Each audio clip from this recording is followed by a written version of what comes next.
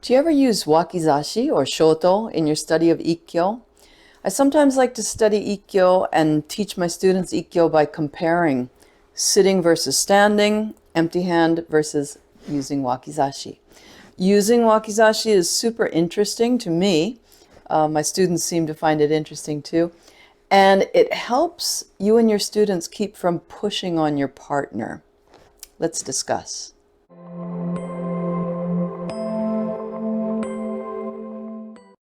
Hi, my name is Leah Suzuki, and I'm the director of Aikido Kenkyukai International, USA, headquartered in Los Angeles, California.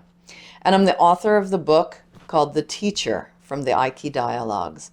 Welcome to my virtual dojo, where I give you tools to help you avoid pain while making your technique more effective. Before we jump into the video content today, I want to put a resource in your hands that's free. I want to give you my proper body alignment and movement checklist called The 3 Lines of Equilibrium. It's a simple PDF guide. You can download it to your phone or to your computer or to your tablet, print it out, don't print it out, whatever works for you. The checklist will help you begin to identify and eliminate any ineffective or harmful patterns of movement so that you can preserve your body and improve your technique and continue training for years to come. You can download it at leahsuzuki.com/body alignment checklist with some hyphens in there, or just click on the link below in the description. I hope you enjoy the gift, and I hope you take action on it. So let's discuss about using Wakizashi and also sitting and standing. First of all, every one of my classes, we start with Swariwaza Shomanuchi Ikkyo. When I lived in Japan, this is what we did.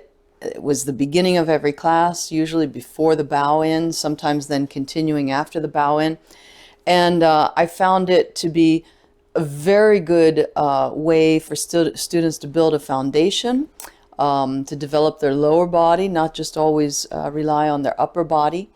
And it's a very, very basic technique with, I feel, very deep and profound lessons.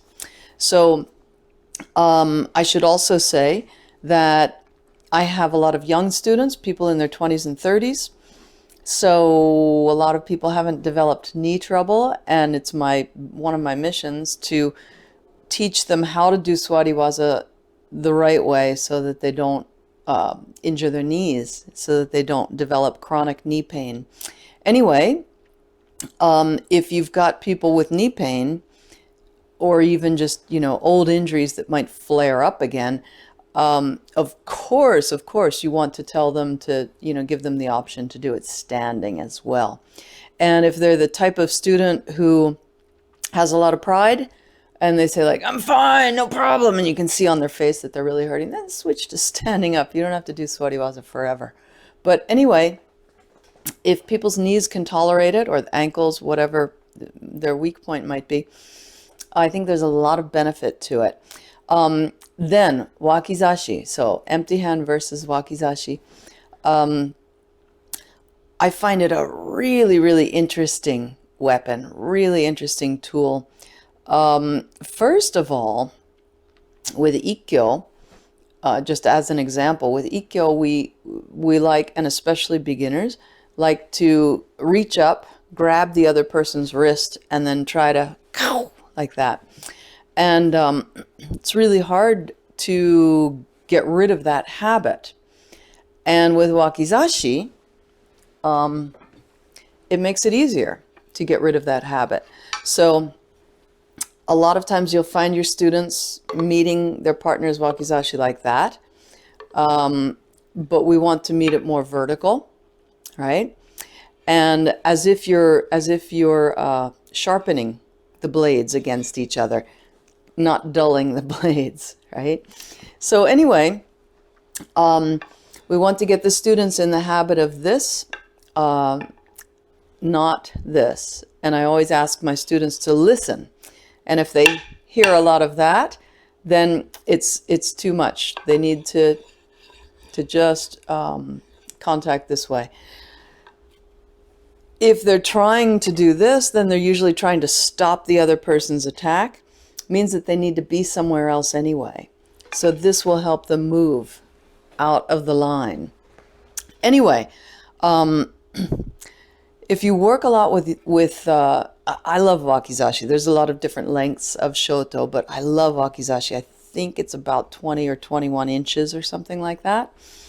And if you work a lot with them, it will really help if you go back and forth, you know, Ikkyo with Wakizashi, Ikkyo without Wakizashi, without any weapons, and then Irimi Nage with Wakizashi, and then empty hand Irimi Nage.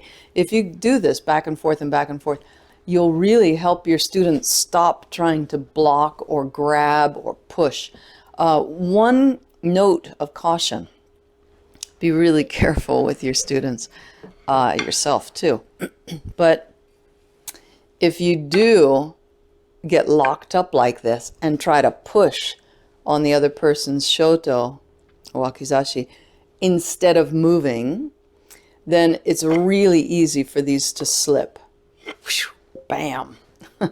So be really careful. If you do this, well, I would recommend not really doing it with beginners.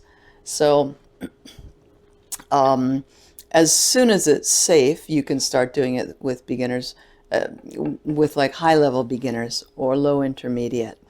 And you've got to stress that they need to move, not just block and try to push the other person's weapon.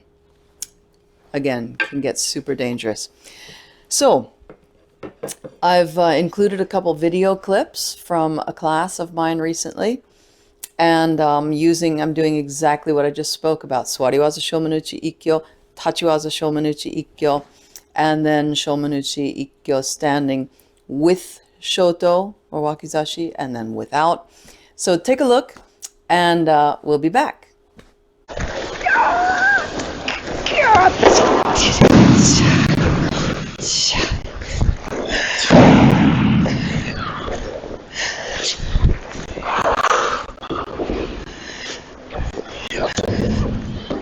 Thank you.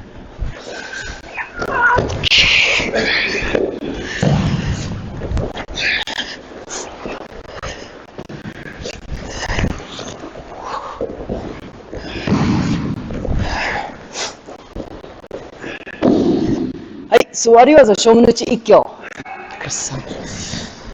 So now same thing, standing up.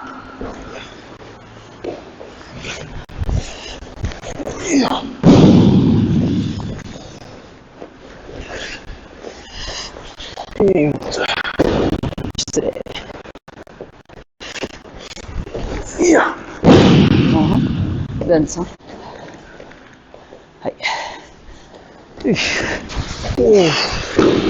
All this space in here, okay? So whether you're training empty hand or with a weapon, it won't do to just concentrate on your partner's arm or just your partner's weapon, right? The weapon is there, but you still need to focus on your partner's core, partner's center. Thank you. And then some. Here, just like we did the other night, right? Oh. Hand stretches out. Cat. Or you turn while you're doing it. That's okay too. Hi, go ahead. I hope you found that helpful, informative, interesting. Thanks so much for tuning in. Let me know in the comments section below what you struggle with the most when executing Ikkyo, or feel free to leave questions about other techniques for that matter. And again, I want to give you a gift, my proper body alignment in movement checklist called the 3 Lines of Equilibrium. It'll help you identify and eliminate ineffective or harmful patterns of movement so that you can preserve your body and improve your technique and continue training for years to come. Just click on the link below or go to leahsuzuki.com/body alignment checklist with hyphens throughout. That's it for today. Thanks so much. Looking forward to seeing you again soon. Bye-bye.